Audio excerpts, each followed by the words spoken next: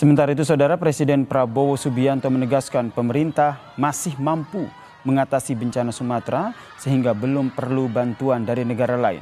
Prabowo bilang sejumlah pimpinan dan kepala negara telah menghubunginya untuk menawarkan bantuan internasional. Namun Prabowo menegaskan Indonesia memiliki kapasitas untuk mengatasi bencana secara mandiri. Hal ini, Saudara, disampaikan Presiden Prabowo saat membuka sidang Kabinet Paripurna bersama dengan Menteri Kabinet Merah Putih di Istana Negara.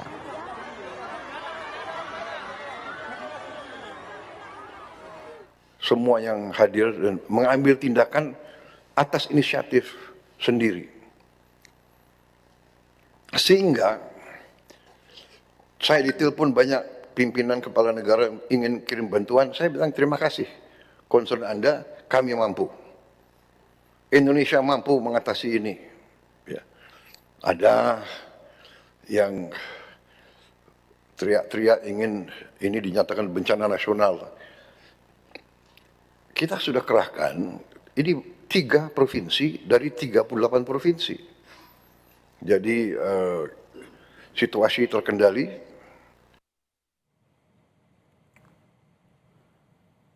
Saudara, 3 pekan pasca bencana yang terjadi di 3 provinsi di Sumatera, masih ada beberapa wilayah yang ternyata masih sulit diakses dan minim bantuan. Sementara itu, Presiden Prabowo Subianto menegaskan pemerintah mampu mengatasi bencana Sumatera sehingga belum perlu bantuan dari negara lain. Lalu bagaimana penanganan pasca bencana harus berjalan? Kita bahas bersama dengan Direktur Amnesty International Indonesia, Mas Usman Hamid, dan juga anggota Majelis Pertimbangan DPP PAN, Mas Toto Daryanto, yang telah bergabung bersama kami di Kompas Petang. Selamat sore, selamat petang semuanya. Selamat sore, petang. Saya ke Mas Toto dulu. Mas Toto, menurut Anda apa yang membuat Presiden Prabowo begitu yakin dalam rapat kabinet menyatakan bahwa Indonesia masih sanggup mengatasi ini sehingga tidak perlu bantuan dari asing? Ya, Mas Yasir ya. Jadi begini Mas, dalam situasi bencana yang begitu dahsyat itu dibutuhkan sebuah keyakinan, ya, sebuah kepemimpinan yang kuat, yang menunjukkan bahwa kita mampu. Maka apa yang disampaikan oleh Bapak Presiden itu sudah tepat. Kalau belum apa-apa kita sudah mengatakan, oh iya siap dibantu, silahkan bantu dan sebagainya, itu menunjukkan sikap yang lemah, kepemimpinan yang lemah. Dan itu bukan memperbaiki keadaan. Karena pengalaman kita dari berbagai peristiwa bencana, komitmen bantuan yang disampaikan oleh berbagai negara itu juga tidak bisa serta-merta langsung akan mengatasi masalah, itu tidak mungkin. Jadi kita memang harus terus berempati, kita berduka, kita ikut bersama-sama dengan pemerintah, dan terus kita menggalang apa yang mampu kita kerjakan, ya, di masjid-masjid, di kampung-kampung, di lingkungan kita, ada penggalangan dana, ayo kita berikan berapa yang kita mampu, kita sumbangkan. Ya, supaya partisipasi masyarakat ini ikut meringankan beban dari masyarakat. Tapi komitmen pemerintah untuk mengatasi keadaan itu saya kira harus diapresiasi, dan itu menambah keyakinan kita bahwa kita akan mampu mengatasi keadaan ini. Mampu mengatasi Memang keadaan begini ya, meskipun kondisinya, Pak Toto, maaf saya potong, meskipun kondisi di lapangan kalau kita lihat seperti tadi aksesnya masih sulit, ambulans harus diseberangi dengan rakit, masih ada beberapa wilayah yang terisolasi, minim bantuan. Ya, keadaan kita yang sekarang ini kan memang tidak bisa dengan seketika diselesaikan, Thomas. Kalau infrastruktur rusak itu memerlukan alat berat untuk menuju ke sana, harus membuka jalan, mungkin harus menggunakan heli dan lain sebagainya. Dan pemerintah sekarang sudah mengerahkan seluruh kekuatannya untuk itu. Bahkan pasukan kita juga dikirim ke daerah bencana. Jadi ayo kita bekerja sama untuk mengatasi keadaan ini, dan jangan saling menyalahkan dan bersabar ya. Memang kita harus bersabar menghadapi keadaan seperti ini. tidak mungkin bisa kita selesaikan dalam sehari 2 hari. Tapi kita komitmen ini yang kita jaga dan kita akan selesaikan mengatasi keadaan bencana di Baik. daerah Sumatera ini dengan secepat-cepatnya. Kita dukung kebijakan pemerintah. Saya Tentu kira saja itu yang kita penting. dukung upaya untuk pasca bencana ini di daerah Sumatera. Kalau Mas Usman sendiri tanggapannya seperti apa? Prabowo bilang Indonesia masih mampu atasi bencana, tidak perlu bantuan asing. Iya, Presiden kan tidak ada di lapangan sehari-hari.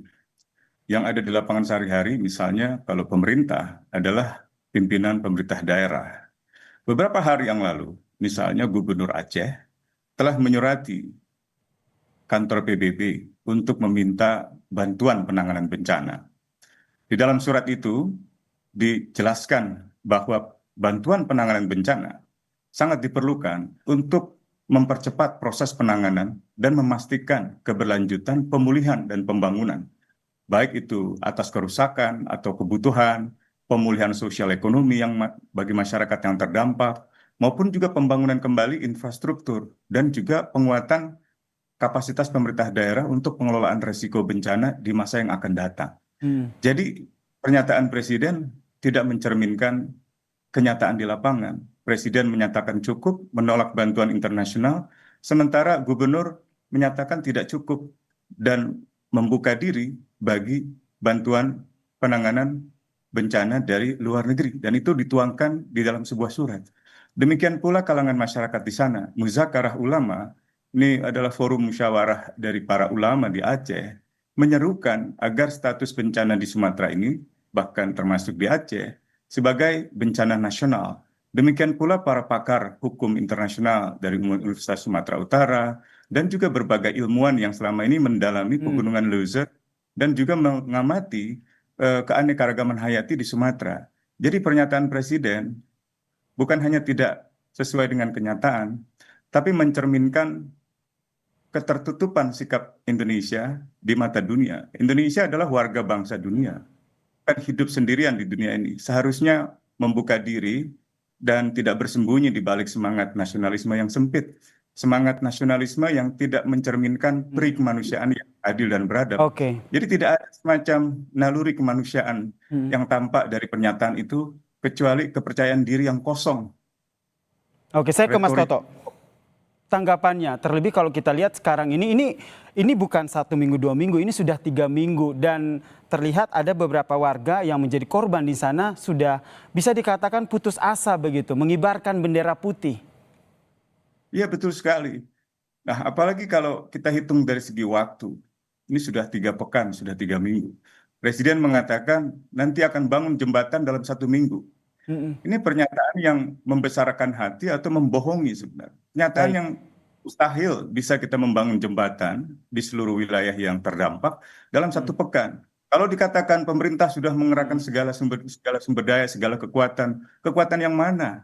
Helikopter berapa yang terjunkan? Kita punya 200 lebih helikopter dari udara, darat, laut. Baik, berapa karena kalau kita berbicara soal penanggulangan bencana tidak hanya jangka pendek ya, tapi jangka panjang di sana. Tanggapan dari Mas Toto seperti apa?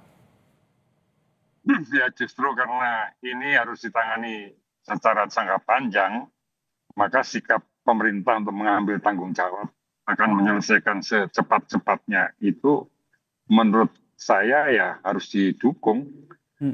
Bahwa pemerintah daerah merasa sangat berat dengan keadaan ini, kita berempati dan ya memang berat bagaimana kita berempati itu kita bisa membayangkan kalau kita menjadi korban ya. Memang ini situasi yang sangat berat ya, pasti orang itu berputus asa itu bisa terjadi ya, tapi ya intinya kita harus bersama-sama, itu intinya menurut saya. Seluruh masyarakat bersama-sama, ya, Mas Toto. Sederhananya, maaf saya potong Pak Toto. Kalau sederhananya kan kalau kita berpikir ada bantuan, kemudian dari asing begitu, oke lah dari asing begitu. Bukankah dengan menerima bantuan itu lebih gampang, lebih mudah ataupun membantu kita dalam penanggulangan bencana? Nah sebenarnya kalau kita ini kreatif ya kan, ini banyak media kan untuk bisa mendapatkan bantuan dari berbagai sumber dan supaya tepat sasaran itu. Kita gunakan saja media kita, medsos itu. masyarakat di mana yang dibutuhkan, jembatannya rusak ada berapa, data segala macam itu yang disampaikan.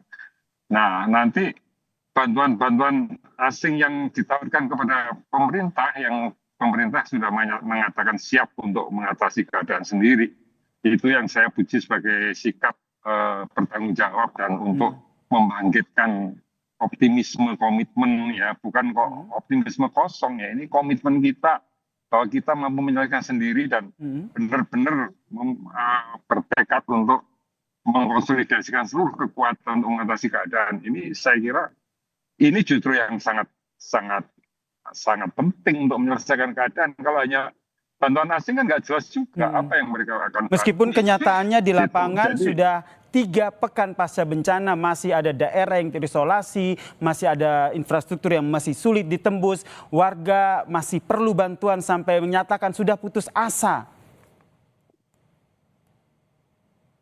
Tadi sudah saya sampaikan, jadi kita harus berempati.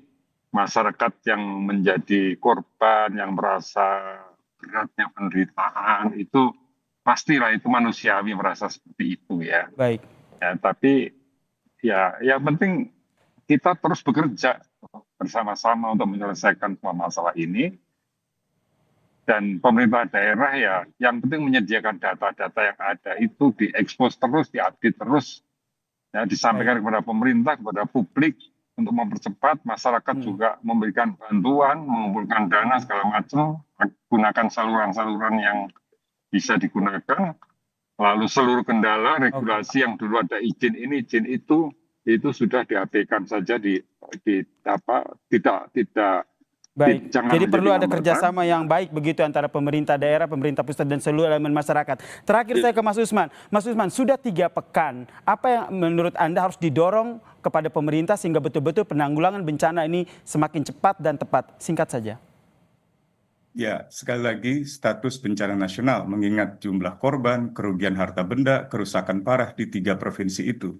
Kekhawatiran kami, pemerintah pusat, khususnya presiden yang berwenang untuk menetapkan bencana nasional, menolak bantuan internasional untuk menutupi akses media internasional pada kepentingan bisnis di balik hancurnya hutan-hutan di Aceh. Kalau kita bisa mengerahkan ribuan alat berat untuk membabat hutan demi kepentingan bisnis, kepentingan oligarki, termasuk hutan sawit yang dimiliki oleh sejumlah pejabat, termasuk Prabowo, Luhut Binsar Panjaitan, itu kenapa kita tidak bisa mengerahkan ke alat-alat berat begitu banyak untuk membersihkan? Kenapa kita malah mengeksploitasi gajah? Kenapa media seperti Kompas TV yang merekam bantuan internasional justru isinya diminta dihapus, diintimidasi? Ini kita mau membangun negara seperti apa? Kita harusnya bersatu untuk kemanusiaan, bukan mencari keuntungan diri sendiri dan menutupi skandal di balik pembabatan hutan untuk kepentingan bisnisnya sendiri dalam pejabat-pejabat pemerintah. Baik, Maaf, saya harus.